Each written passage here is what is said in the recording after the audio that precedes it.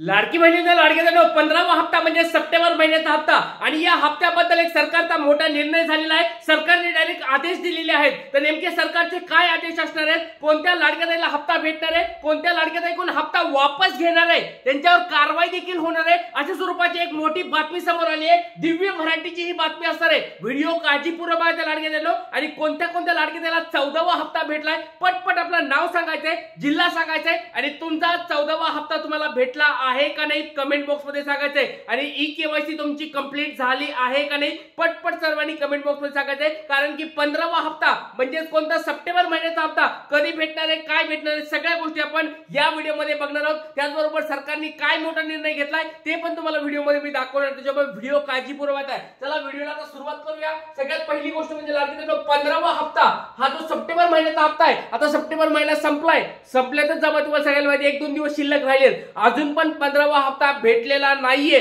किंवा सरकारने किंवा कुणी अजून सांगितलं पण नाही की कोणत्या दिवसाला हा भेटणार आहे। आता जीआर येण्याची आपल्याला प्रतीक्षा आहे, या 4 ते 5 दिवसामध्ये जीआर येणं अपेक्षित आहे। तर बघूया लाडक्या सरकारचा मोठा निर्णय काय झालेला आहे, सरकारने नेमके आदेश काय दिलेत, कुणाबद्दलचे आदेश आहेत ते सगळ्या गोष्टी दाखवणार आहे। आणि अपात्र महिला बाबतचा हा निर्णय असणार आहे। बघा ज्या लाडक्या ताई अपात्र आहेत, ज्या लाडक्या ताईची ई केवायसी होत नाहीये, त्यांच्यावर या ठिकाणी निर्णय घेण्यात येणार आहे। आणि 15वा हप्ता म्हणजे सप्टेंबर महिन्याचा हप्ता नेमका कधी भेटणार आहे, मग नंतर भाऊबीजेचं नेमकं काय होणार आहे, 3000 रुपये आपल्याला भेटणार आहेत का नाही, या सगळ्या गोष्टी आपण बघणार आहोत। त्याचबरोबर बघा महाराष्ट्रामध्ये या ठिकाणी बघा ओला दुष्काळ चालू झालाय, भरपूर ठिकाणी पाऊस पडायला, शेतकरी ताई असतील, त्याचबरोबर बाकीच्या पण जे ताई आहेत, महिला आहेत, त्यांचे घर वाहून गेलेत, कुणाची शेती वाहून गेले, बऱ्याच नुकसान झालेले आहेत। आणि यामुळे सरकारकडे आपल्या सगळ्याची एक मागणी आहे की सरसकट यावेळी शेतकरी ताई वगैरे असं न करता डायरेक्ट सरसकट सगळ्याला 3-3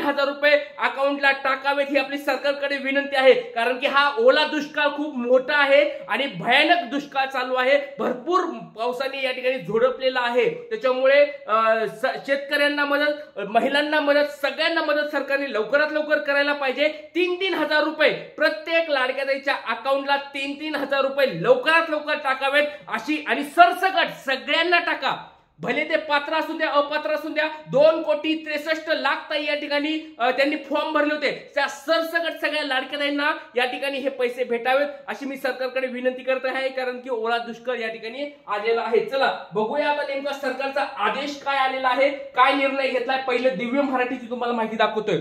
बघा लाडक्या ताईंनो खूप महत्त्वाची माहिती दाखवतोय, व्हिडिओ काळजीपूर्वक बघायचा आहे। निर्णय घ्यायला सुरुवात केली आहे सरकारने आदेश पण दिलेले आहेत, तुम्हाला दाखवतो मी। सगळ्यात पहिली गोष्ट दिव्य मराठीची बातमी आहे। सरकारी तसेच निवृत्त महिलांनी घेतला लाडक्या बहिणीचा लाभ, 8,000 पेक्षा अधिक महिलांकडून 15 कोटी वसूल करण्याचे आदेश, दंडालाही सामोरं जावं लागणार। बघा दिव्य मराठीची डायरेक्ट बातमी तुमच्या समोर दाखवत आहे लाडक्या ताईंनो। याच्यामध्ये स्पष्ट शब्दामध्ये लिहिलेलं आहे, बघा कोणत्या लाडक्या ताई सरकारी आणि निवृत्त महिलांनी, सरकारी ज्या नोकरदार आहेत आणि सेवानिवृत्त म्हणजे ज्या पेन्शन पण घेतात, अशा दोन्ही पण महिलांनी या ठिकाणी लाभ घेतला, त्यांच्याकडून पैसे वसूल केले जाणार आहेत। 8 कोटी रुपये यांच्याकडून वसूल केले जाणार आहेत, म्हणजे सगळे मिळून 8 कोटी रुपये सरकारकडे परत येणार आहेत। आणि त्याचबरोबर फक्त पैसे वसुली नाही, त्यांच्यावर दंडात्मक कारवाई देखील होणार आहे। तुम्हाला मी दाखवतो, सगळ्या गोष्टी दाखवणार आहे, त्याच्यामुळे व्हिडिओ मध्ये मला काळजीपूर्वक व्हिडिओ बघायचा आहे। आणि ज्या लाडक्या त्यांनी ई केवायसी केली पटपट आपलं नाव सांगायचंय, जिल्हा सांगायचंय। आणि ई केवायसी मध्ये तुम्ही सगळ्या गोष्टी बरोबर भरतायत का, कारण की अशा तुमच्यावर कारवाई व्हायला नको, त्याच्यामुळे व्यवस्थित सगळ्या गोष्टी भरायच्या आहेत लाडक्या ताईंनो। चला आता वेळ न घालता व्हिडिओला आपण सुरुवात करूया। अॅग्रोवनची ही महत्त्वाची बातमी तुमच्या समोर या ठिकाणी दिसत आहे। अॅग्रोवनची पण बातमी बघा, लाडकी बहीण योजना, लाडक्या बहीण योजनेचा गैरफायदा घेणाऱ्या 8,000 महिला कर्मचाऱ्यांकडून होणार 15 कोटींची वसुली। बघा अजून या ठिकाणी वाढलेल्या आहेत। या ठिकाणी कालची बातमी होती दिव्य मराठीची, या ठिकाणी आजची बातमी बघा 27 सप्टेंबर 2025 3:30ची दुपारची बातमी आलेली आहे। जवळजवळ आता अजून आकडा वाढलाय, 15 कोटी, जवळजवळ बघा 15 कोटींची वसुली या ठिकाणी होणार आहे। तर बघा लाडक्या ताईंनो हळूहळू आकडा वाढायला लागलाय आणि या महिला या ठिकाणी काय होणार आहेत, या ठिकाणी त्यांच्याकडून पैसे घेतले जाणार आहेत। बघूया त्याच्याबद्दल अजून तुम्हाला मी माहिती देणार आहे की नेमकं काय प्रॉब्लेम झालेला आहे, कशा स्वरूपात। तर बघा महायुती सरकारने हे 14 हप्ते दिले, 15 हप्ते वगैरे सगळं दिलेलं आहे। या योजनेत पात्र महिलांना दरमहा हे पैसे भेटतात, हे पण तुम्हाला वाचायची काही गरज नाहीये। अॅग्रोवनची ही बातमी तुमच्या समोर दिसत आहे बघा. हे खूप महत्वाचं आहे, हे तुम्हाला मी डायरेक्ट दाखवतो. सरकारी महिला कर्मचाऱ्याकडून फसवणूक झालेली आहे की म्हणजे सरकारी महिला म्हणजे कोणत्या, ज्या ऑलरेडी नोकरदार आहेत त्या नोकरदार ताईंनी पण लाडक्या बहिणीचा फॉर्म भरला. त्यांना आतापर्यंत 14 हप्ते भेटले, जवळजवळ 14 नसतील भेटले, 11-12 काय भेटायचे असतील ते भेटले. मग त्या लाडक्या ताईंचं काय करायचं. त्याचबरोबर सेवानिवृत्त कर्मचारी जे आहेत म्हणजे ज्या ऑलरेडी सरकारी नोकरदार होत्या लाडक्या ताई, त्या सेवानिवृत्त झाल्या म्हणजे पेन्शनवर आल्या, त्या लाडक्या ताईंनी पण लाडक्या बहिणीचा फॉर्म भरला. तर या दोन्ही लाडक्या ताईवर आता कारवाई होणार आहे. आणि बघा या ठिकाणी नीट वाचा, महिला व बाल कल्याण विभागाने संबंधित पेन्शन विभागाला यादी देऊन दंडात्मक कारवाई करण्याची शिफारसही केली आहे.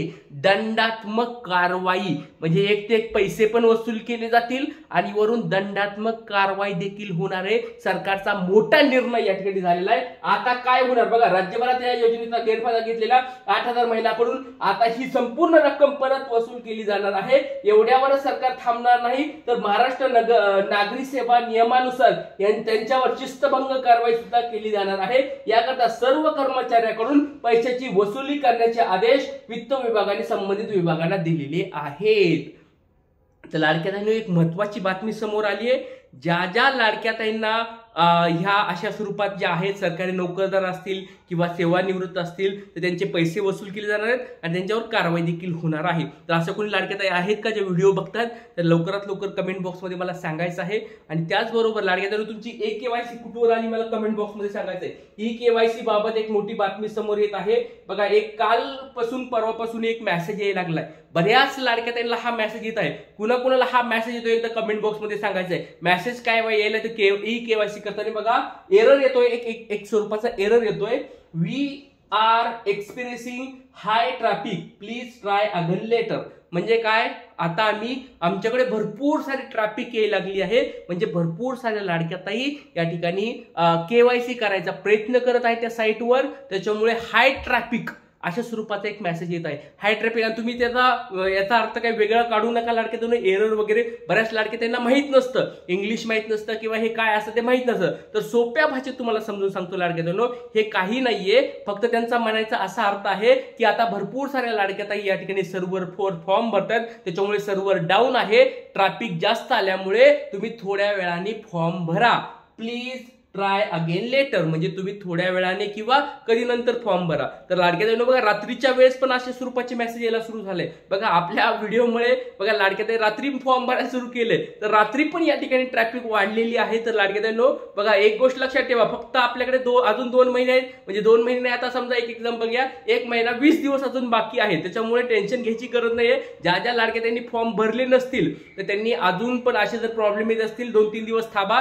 2-3 दिवसानंतर 5-10 दिवसानंतर सगळ्यांचे फॉर्म भरले जातील. आणि काळजी करू नका, सगळ्यांना टेन्शन यायची गरज नाहीये. आणि ज्या ज्या लाडक्या ताईंचे असे प्रॉब्लेम आहेत की सर आमचे वडील वारलेले आहेत, सर आमचे पती वारलेले आहेत, आम्ही कुणाचं आधार कार्ड जोडायचंय, त्या ताईंना हात जोडून परत विनंती आहे, जर तुम्हाला कोणी फसवणूक करत असेल तुमची की बाबा हे आधार कार्ड टाक, बहिणीचं टाक, वडिलाचं टाक, पतीचं टाक, तिकडलं टाक, तिकडलं, असं काही करू नका. सरकारने अजून GR काढलेला नाही. त्याच्यामुळे कृपया करून ज्यांचे वडील नाहीयेत आणि ज्यांचे पती नाहीयेत अशा दोन्ही ज्यांच्याकडे नसतील तर त्यांनी काय करायचं आहे, थोडं थांबायचं आहे.